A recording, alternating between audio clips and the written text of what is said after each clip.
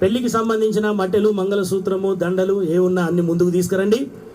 2024 సంవత్సరాల క్రితం యేసుక్రీస్తు అనే పేరుతో దేవాది దేవుడు మానవునిగా ఈ భూమి మీదకి వచ్చాడు. ఆయన వచ్చిన కారణం ఏంటంటే, మనుషులమైన మనందరం జన్మ కర్మలతో పాపులమయ్యాం.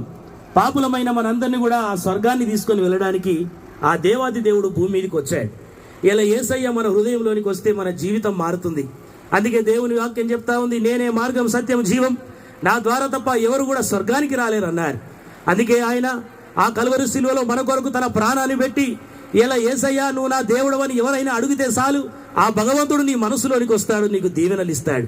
ఇలా యేసయ్యను నమ్ముడంటే, ఇలా చాలా మంది మతం అనుకుంటున్నారు. గాలు యేసు మతంలో దిగినరు, గాలు యేసు మతం పట్టుకున్నారు, గాలు యేసు మతంలో కలిసిర్రు అంటారు. కలవనికి మరి యేసయ్య అంటే పొలము కాదు, దిగనికి యేసయ్య బాయి కాదు, పట్టనికి యేసయ్య వస్తువు కాదు, నమ్మినోని సొమ్ము యేసయ్య. నేను నమ్మితే నా సొమ్ము, నువ్వు నమ్మితే నీ సొమ్ము. ఎనకడగా ఇంటికి పిల్లని ఇయ్యాలరా అంటే వాని ఇంటి కేసు లేదా సార్, వాని గొడ్డు కేసు లేదు, వాని గోధు కేసు లేదు, వాని ఇంటి కేసు లేదు, వాని పంట కేసు లేదు, వాని ముఖాని కేసు లేదు. అందరూ ఆ యేసే